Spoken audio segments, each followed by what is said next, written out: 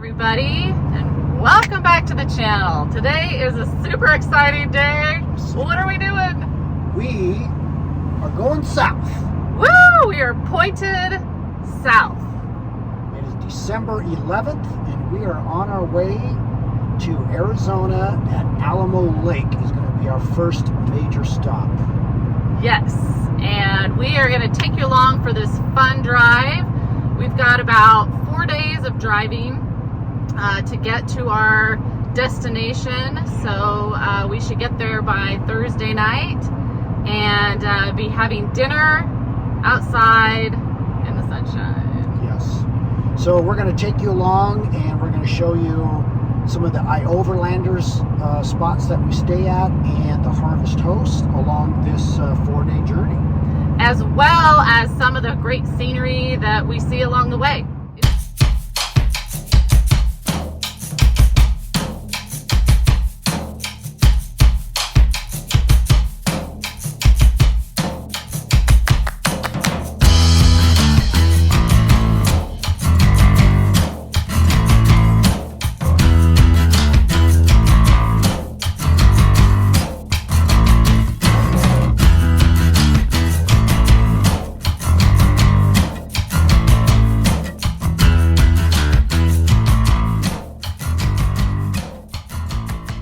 Red vines are great for traveling.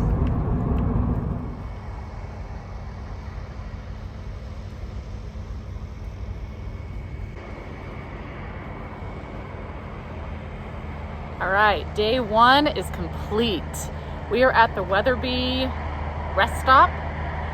We went 334 miles today. It took us about 6 hours. We don't go the 70 mile an hour on the interstate that you normally would when you're pulling the trailer. We prefer to go in that 60s, low 60s mileage, and it worked really well for us. And so we're here for the night. It's a cozy little spot. All right, so we're officially in Arizona. We didn't quite make it to Lake Alamo yesterday. Just between the driving, stocking up on groceries, fuel, we just ran out of time. And when you go on trips like this, when you lay in bed at night, sometimes you ponder like all the things that can go wrong on a trip like this. Yeah, we're in a little bit of a pickle, and well, here, let me show you exactly what happened.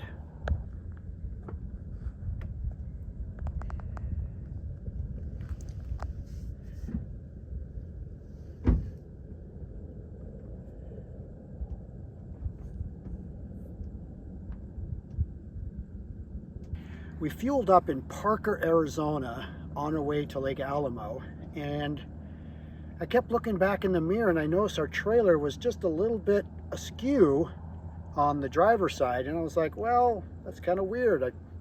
Is it the road, or, you know? We realized that we were not going to make it to Alamo, so we just pulled off into this Overlander spot. And when I made the sharp turn, I could actually kind of look in my mirror underneath the trailer. And as you can see, we broke a leaf spring. That is not a scenario that I ever thought of. Of course, you always get flat tires and stuff like that. So as you can see, that driver's side of the trailer, the leaf spring split, and we are, well, stationary. We are driving back to Lake Havasu, which is about an hour away. We actually found someone that can make us to our specs for our trailer, and we're going to add an extra leaf to give us a little more stability. So yeah, we're going to be changing plans, so you just got to be prepared and roll with it, because what else can you do? So for all of you RVers out there, check your leaf springs. This trailer is a 2021. It's 2023. It's not that old. But from what I've been understanding, the leaf springs they put on these trailers are Chinese crap. And you can actually look at the leaf spring and you can see the pot metal layers in there. They just don't make them high quality. So yeah, kind of a bit of a shock, but guess what? Everything happens for a reason. I'm glad we're in the States because we're leaving to go back to the Baja around January 8th. And thank God this happened here and now. We are back from Lake Havasu, about an hour and a half drive one way. Picked up some new leaf springs. I went with an extra one. Instead of 4, I went with 5. And these look a much better quality. And install tomorrow, then we'll be at Alamo Lake. So I can start fishing, finally.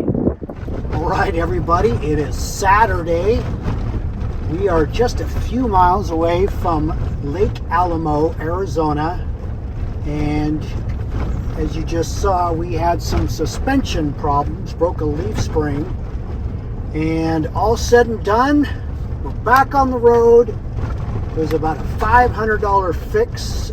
Parts was about $200 for the leaf springs and new U-bolts. And then the rest was labor, and the guy that put the leaf springs on for us was phenomenal. And I'm gonna post a picture of his business here in just a sec. But yes, we're back on the road. We did go with a beefier leaf spring. We added an extra leaf to it, and I can already tell a big difference in the ride. So I would highly recommend maybe beefing up